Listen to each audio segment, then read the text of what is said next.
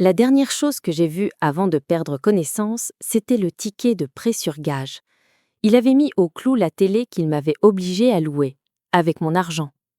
J'étais allongée sur le sol froid de la salle de bain, mourante d'une infection, seule, sans téléphone, sans voiture. Lui, il était avec elle. Ce jour-là, j'ai failli mourir, mais c'est aussi le jour où j'ai décidé de me venger. Pas avec des cris, pas avec des larmes, mais avec un plan si parfait qu'il lui a tout pris. Son emploi, son toit, et la femme pour laquelle il m'avait trahi. Si vous avez déjà eu l'impression de tout donner pour un homme qui vous détruit, cette histoire est pour vous. Regardez jusqu'au bout. Pour comprendre comment j'ai pu en arriver là, il faut que je vous parle de ma plus grande faiblesse, mon besoin maladif de sauver les hommes. Ma devise était sauver le monde, un abruti à la fois. J'étais une aimante pathologique, une infirmière émotionnelle pour hommes en détresse. Et Bob fut mon chef-d'œuvre de mauvais choix, mon Everest de la bêtise. Je l'ai rencontré alors que j'enchaînais 2 jobs dans un centre commercial pour joindre les deux bouts. Lui aussi y travaillait. Il avait ce sourire un peu niais, cette façon de se présenter comme une âme incomprise. En quelques mois, il a réussi à faire ce que tous les autres avant lui avaient fait. Il a franchi la porte de mon appartement. Et il s'est installé, comme un parasite. Les drapeaux rouges sont apparus presque immédiatement. D'abord, c'est théorie. Il affirmait avec une conviction déroutante qu'il n'existait que 4 continents, que les autres étaient des inventions du gouvernement martien. Au début, je souriais, je pensais à un humour absurde. Mais quand j'essayais de le contredire, il noyait la conversation sous un flot de paroles circulaires et absurdes jusqu'à ce que, épuisé, j'abandonne. C'était ma première leçon. Avec Bob, la raison n'existait pas. Puis vint la grande paresse. La paresse avec un P majuscule. Bob était au chômage pendant plus d'un tiers de notre relation. Pendant que je m'épuisais à enchaîner les doubles, voire les triples shifts pour payer le loyer et les courses, lui, il transformait mon canapé en territoire conquis. Il y était vissé, à regarder des séries sur mon ordinateur portable de rechange ou à tapoter frénétiquement sur un jeu de guerre en ligne. L'hygiène, un concept abstrait. Il ne nettoyait jamais, laissant derrière lui une traînée de miettes et de vaisselle sale. Et les douches, c'était une négociation hebdomadaire. L'odeur qui imprégnait mon sieux-moi, mon sanctuaire, était devenue un mélange nauséabond de transpiration aigre et de négligence. Je rentrais épuisée, et cette puanteur me frappait comme un mur. C'était l'odeur de ma propre défaite. Mais au lieu de le jeter dehors, j'ai fait pire. Je suis devenue son gestionnaire, son assistante sociale personnelle. Je le traînais en ville pour qu'il remplisse des demandes d'emploi. Comme il n'avait pas de téléphone, bien sûr qu'il n'en avait pas, il a commencé à garder le mien pendant mes shifts. Mes coordonnées sur ses candidatures, ma vie dans sa poche, ma voiture pour ses sorties entre amis. J'étais devenue son portefeuille, son chauffeur, son secrétariat. Je nourrissais le monstre, je l'hydratais, je le transportais, et il grandissait. C'est alors que les nuits sont devenues étranges. Il se couchait de plus en plus tard, cloué devant l'écran bleuté de l'ordinateur, ses doigts volant sur le chat de groupe de son jeu. « Je viens dans 5 minutes », disait-il en me voyant passer la tête dans le salon. Ces 5 minutes duraient 3 heures. Une boule d'anxiété froide et dure commençait à se former dans ma poitrine. Je sentais qu'il se passait quelque chose, mais sans preuve, je me traitais de paranoïaque. Puis il a commencé à demander la voiture pour aller voir son meilleur ami, Ben. Je connaissais Ben, je lui faisais confiance. Alors, la gorge serrée, je cédais. Les clés glissaient de ma main dans la sienne. Et il revenait toujours à l'heure, la voiture intacte, le réservoir parfois même rempli. Je me répétais, comme un mantra, « Tu vois le mal partout, il a juste des amis. » Puis il a monté son coup le plus élaboré, le tournoi de jeux de cartes. Il m'a parlé de l'argent du prix, de cette somme miraculeuse qui nous sortirait enfin de la misère. Il avait juste besoin de ma voiture et de mon téléphone. Une dernière fois. C'était mon seul jour de congé. L'idée de le suivre dans une convention bruyante me donnait des sueurs froides. Alors, une fois de plus, épuisée mentalement, j'ai cédé. J'ai signé mon arrêt de mort. Je me suis préparé une petite fête solo. De la vodka, des energy drinks. Je me suis assise dans le silence de l'appartement, enfin libérée de sa présence. Les heures ont passé. Minuit, 1 heure du matin, 3 heures. Aucun signe de Bob. La colère a cédé la place à une inquiétude sourde, puis à un sommeil agité et coupable. Je me suis réveillée au petit matin. Mais ce n'était pas un réveil, c'était un arrachement. Mon corps était une chaudière en fusion. Des vagues de nausées incontrôlables me projetaient hors du lit. Je vomissais jusqu'à n'avoir plus que de la bile, acide et brûlante. Des convulsions me secouaient. J'étais seule. Seule avec un téléphone qui était avec lui. Avec ma voiture qui était avec lui. La panique. Une panique animale. Je me suis étalée au sol. Littéralement, je me suis traînée sur le carrelage froid de la salle de bain, incapable de me mettre debout. J'ai réussi à atteindre la porte d'entrée, à me hisser contre le mur. Les escaliers ont été une expédition himalayenne. Marche après marche, en m'agrippant à la rampe, le monde qui vacillait. J'ai frappé à la première porte, aucune réponse. La deuxième, un regard effrayé, la porte claquée au nez. À la troisième, un voisin terrifié par le spectre hagard que j'étais devenue, m'a enfin ouverte. Le diagnostic aux urgences est tombé comme un coup près. Une souche agressive de C. diff.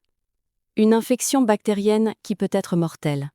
On m'a mis sous perfusion, sous antibiotiques. Bob est finalement apparu en fin d'après-midi, mon téléphone et mes clés à la main. Il avait un masque de concerné. Il bredouillait des excuses sur un imprévu. Mais il avait une odeur différente, un parfum étranger. Et dans ses yeux, je n'ai pas vu de la peur pour moi. J'ai vu de la gêne, de la culpabilité. Ma mère, qui était arrivée en tempête, l'a dévisagé. Son regard n'était pas rempli de colère, mais d'une certitude glaciale. Elle savait. Et dans le lit d'hôpital, sous les tubes, au fond de mon être, moi aussi j'ai su. La vérité n'était plus une suspicion. C'était une évidence physique, viscérale. Sortir de l'hôpital a été comme revenir d'un autre monde. Mon corps était faible, vidé. L'infection avait laissé des traces, mais qu'ère encore, la méfiance avait germé en moi, une plante vénéneuse qui étouffait tout reste de tendresse. Bob jouait parfaitement le rôle du fiancé inquiet, mais ses gestes étaient mécaniques, ses paroles creuses. L'atmosphère dans l'appartement était devenue lourde, toxique. Nos finances, déjà précaires, touchaient le fond. Vivre à deux, avec un seul salaire, le mien, était un naufrage programmé. La honte me rongeait. J'avais honte de cette pauvreté, honte de mon choix, honte de ma propre faiblesse. C'est dans ce contexte de désespoir que j'ai commis l'erreur ultime. J'ai décidé de le sauver une dernière fois. Je connaissais le gérant d'un magasin de location meubles, un client régulier de mon coffee shop. Un homme sympa. J'ai rassemblé tout mon courage et je lui ai parlé. J'ai usé de mon petit capital de sympathie, j'ai plaidé la cause de Bob. Je me suis mise à genoux, professionnellement parlant. Et ça a marché. Bob a été embauché comme livreur. J'ai poussé un soupir de soulagement immense. Enfin, les choses allaient changer. Les premières semaines ont été une accalmie trompeuse. Il partait le matin et moi le soir. Nous nous croisions, comme deux étrangers partageant le même lit. Puis un soir, en rentrant épuisée, j'ai vu ça. Au milieu de mon salon trôna une télévision énorme, un écran plat dernier cri, accompagné d'un système de home cinéma imposant. Bob était planté devant, un sourire niais et suffisant aux lèvres, comme un gamin fier de sa bêtise. « Une remise employée ?» a-t-il lancé comme si c'était la trouvaille du siècle. Mes jambes ont flanché. Je me suis assise, le souffle coupé. « On ne peut pas se permettre ça, Bob. On a du mal à payer le loyer. On mange des restes de mon travail. » Il a haussé les épaules, agacé. Il s'est lancé dans un discours confus sur des paiements déduits du salaire, des facilités de paiement. Puis il a lâché le morceau, comme une évidence. Il m'avait mis sur le contrat. Mes coordonnées, mes revenus. S'il ne payait pas, c'était moi qui étais responsable, légalement. La colère qui m'a submergée était si pure, si brute, que j'en ai eu le vertige. Ce n'était plus de la paresse, c'était de la prédation. Il avait utilisé le dernier lien de confiance qui me restait, mon nom, pour s'offrir un jouet. J'étais devenue une caution, un pigeon, un garant. Les semaines qui ont suivi ont été un enchaînement cauchemardesque. Les factures s'empilaient. Puis un jour, en rentrant, j'ai trouvé un avis d'expulsion collé sur notre porte. Le loyer n'avait pas été payé. Et la télé avait mystérieusement disparu. Dieu merci, ai-je pensé, le cœur léger pour la première fois depuis des mois. Il l'a finalement rapporté. Il a compris. Quelques jours plus tard, alors que je faisais une lessive désespérée pour tenter de reprendre le contrôle de quelque chose, n'importe quoi, mes doigts ont rencontré un papier froissé au fond de la poche de son jean. Je n'ai déplié. C'était le ticket de prêt sur gage. Il n'avait pas rapporté la télé, il l'avait mise au clou. Il avait engagé un contrat de location avec mon nom, puis avait mis l'objet loué en gage pour avoir de l'argent liquide. L'illégalité de l'acte, le cynisme, la stupidité, tout cela a formé un cocktail explosif dans ma tête. Quand je l'ai confronté, il a eu le culot de me dire de ne pas m'inquiéter, qu'il avait un plan pour la récupérer, que personne ne le saurait. C'était la goutte d'eau qui fait déborder le vase. Sauf que ce n'était pas une goutte d'eau, c'était un seau d'essence sur les braises mourantes de mon estime de moi. La sauveuse était définitivement morte. À sa place, une femme traquée, humiliée et déterminée à se défendre commençait à émerger. Le lendemain de ma découverte, je me suis réveillée avec une migraine carabinée, un mal de crâne serré dans un étau. Épuisée, j'ai opté pour une trêve. Bob prendrait la voiture pour aller travailler, mais je garderais le téléphone.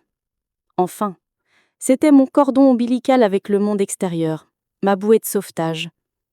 Je me suis rendormie d'un sommeil lourd et agité, puis la sonnerie m'arrachait à ce cauchemar. J'ai attrapé l'appareil, la voix pâteuse de sommeil. « Allons ?» Un silence. Long, lourd, pesant. Puis une voix de femme jeune, hésitante. Bob est là ?» C'était comme si on m'avait jeté un seau d'eau glacée sur le visage. Tous mes sens se sont mis en alerte. La boule d'anxiété dans ma poitrine a explosé, envoyant des pics de glace dans tout mon corps. Mon instinct hurlait la vérité, mais mon cerveau refusait encore de l'admettre. « Non !» ai-je répondu, ma voix soudain étranglée. Puis, un démon m'a pucé. C'est sa femme. Le mensonge était lourd, laid, mais il était lancé. À l'autre bout du fil, un nouveau silence, encore plus éloquent, puis des bafouillages.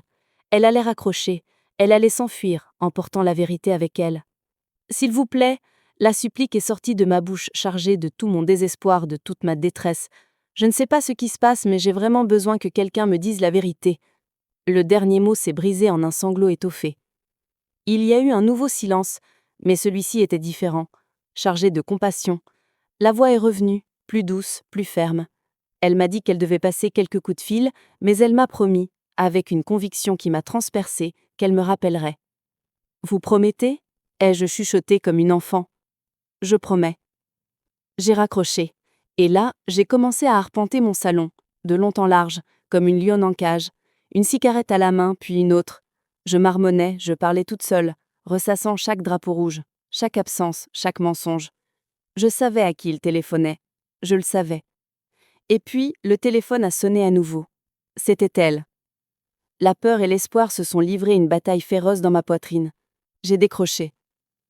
Les 45 minutes qui ont suivi ont été les plus douloureuses, les plus humiliantes, et pourtant les plus libératrices de ma vie.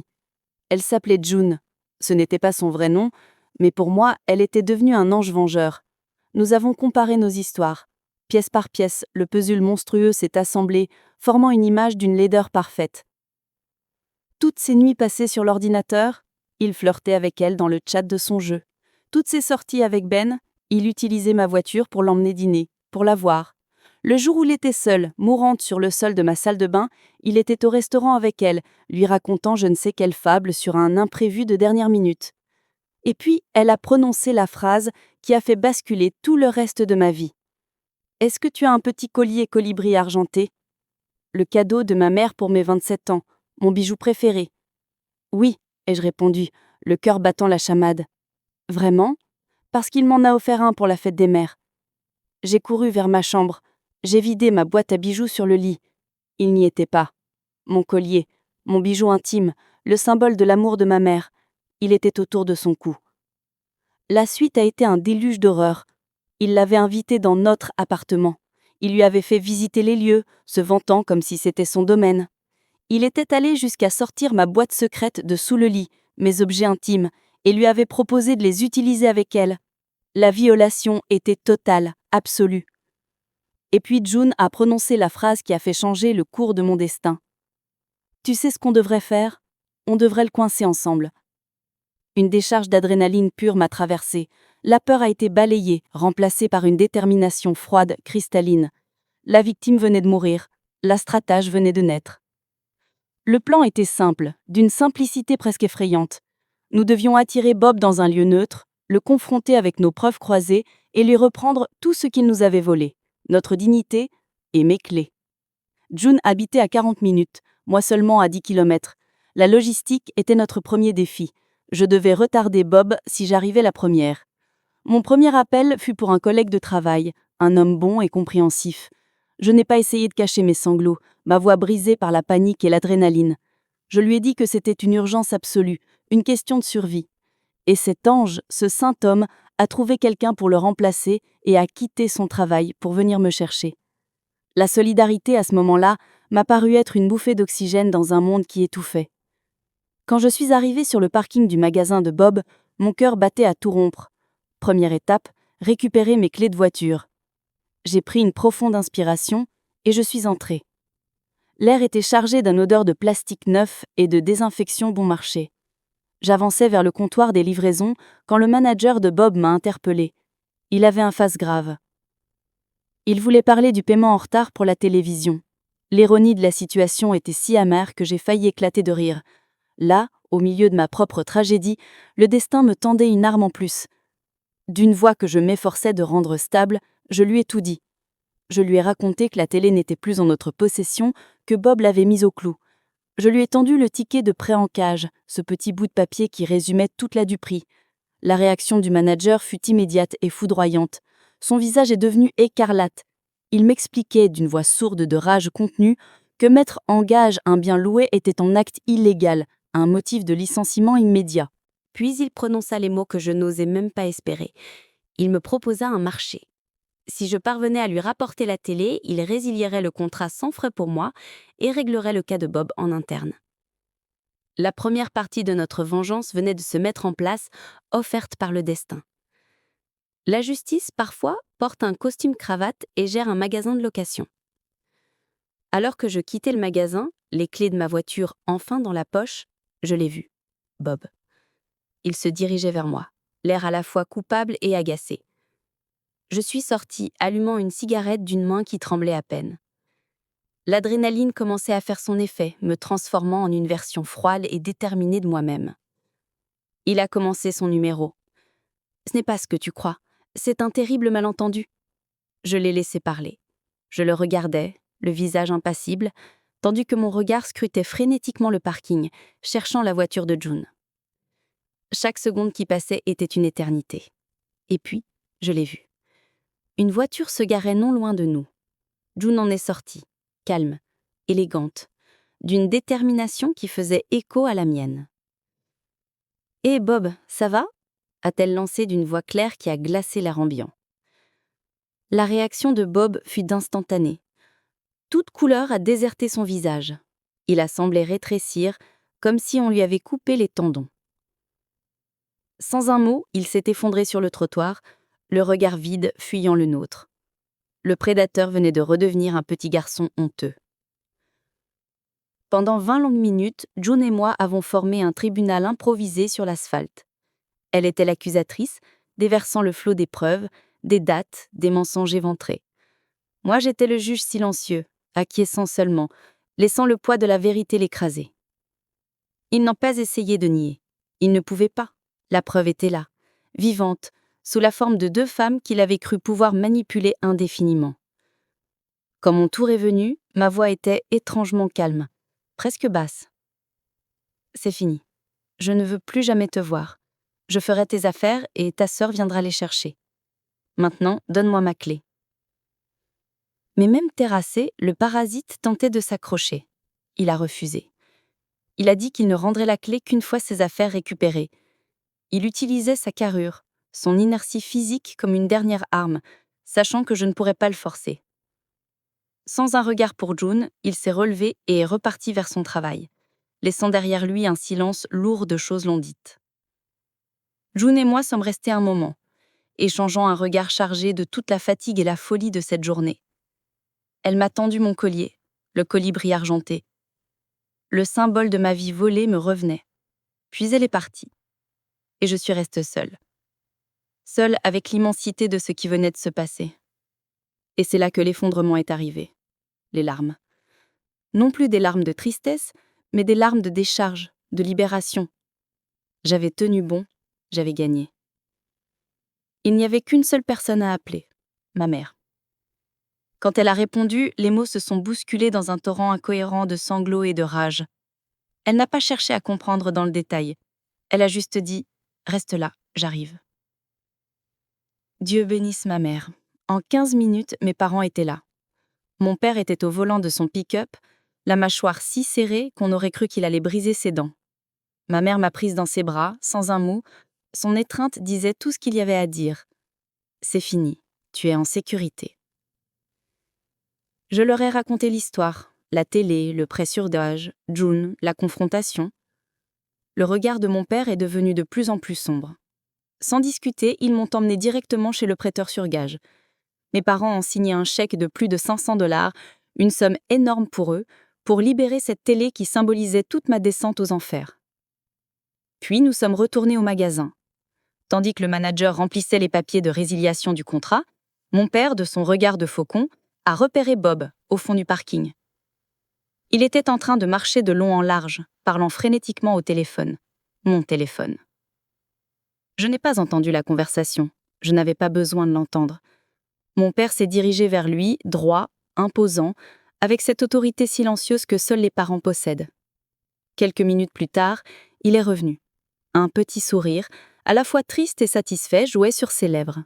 Il tenait quelque chose entre ses doigts. « Il me semble que c'est à toi », il a dit en me tendant ma clé d'appartement. Il m'a pris dans ses bras, un câlin bref et puissant, puis il a chuchoté à mon oreille « Il le vire ». J'ai reculé d'un pas, les regardé, il a juste souri et a ajouté « Maintenant, il est sans emploi et sans abri ». J'ai laissé cette réalité m'envahir pendant 1 seconde.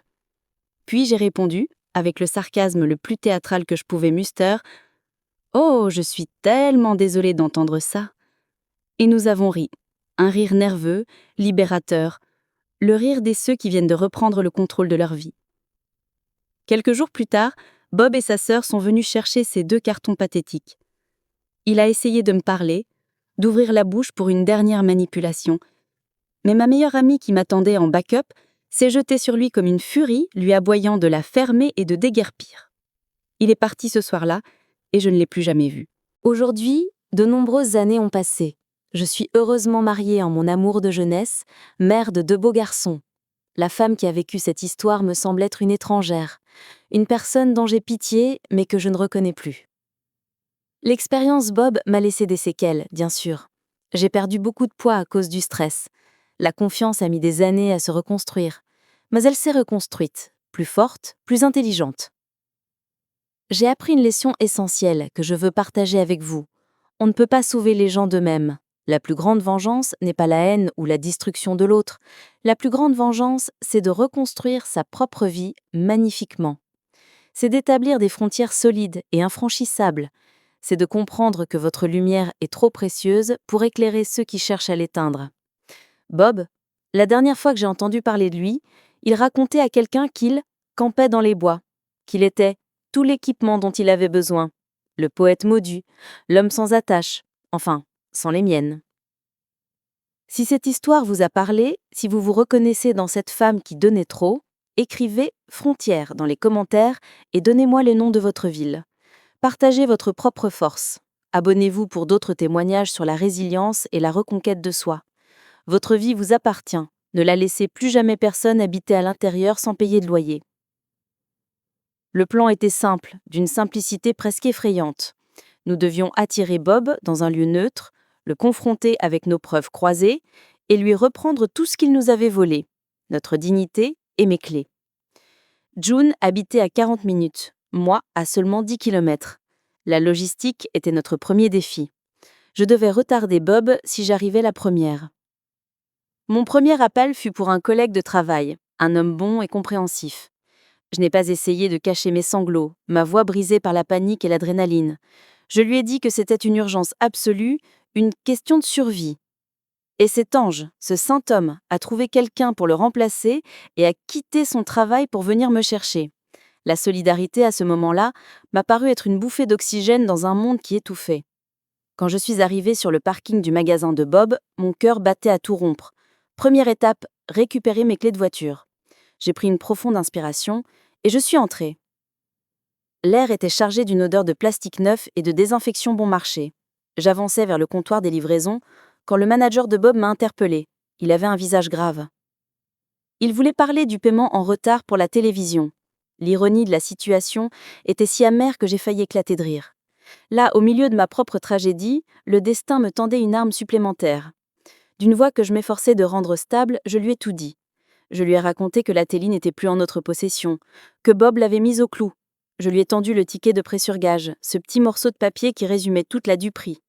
La réaction du manager fut immédiate et foudroyante. Son visage est devenu écarlate. Il m'expliqua d'une voix sourde de rage contenue que mettre en gage un bien loué était un acte illégal, un motif de licenciement immédiat. Puis il prononça les mots que je n'osais même pas espérer. Il me proposa un marché.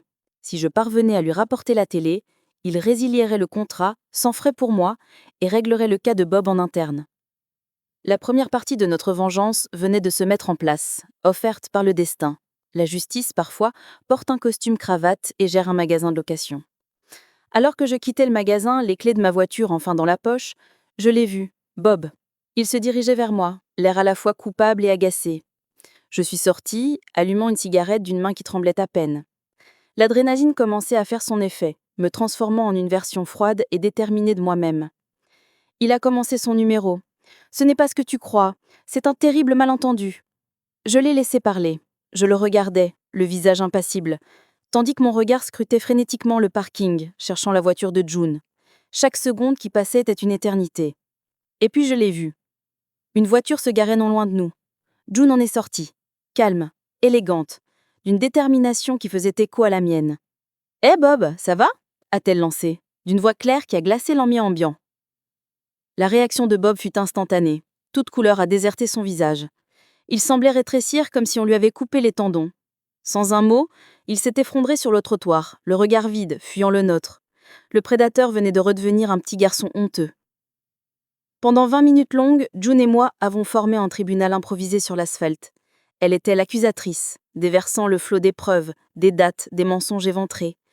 Moi, j'étais le juge silencieux, acquiesçant seulement, laissant le poids de la vérité l'écraser. Il n'a pas essayé de nier, il ne pouvait pas. La preuve était là, vivante, sous la forme de 2 femmes qu'il avait cru pouvoir manipuler indéfiniment.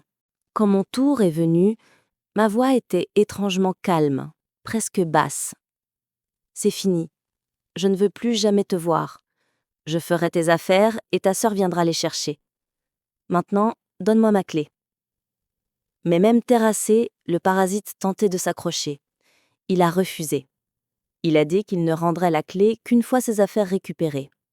Il utilisait sa carrure, son inertie physique, comme une dernière arme, sachant que je ne pourrais pas le forcer.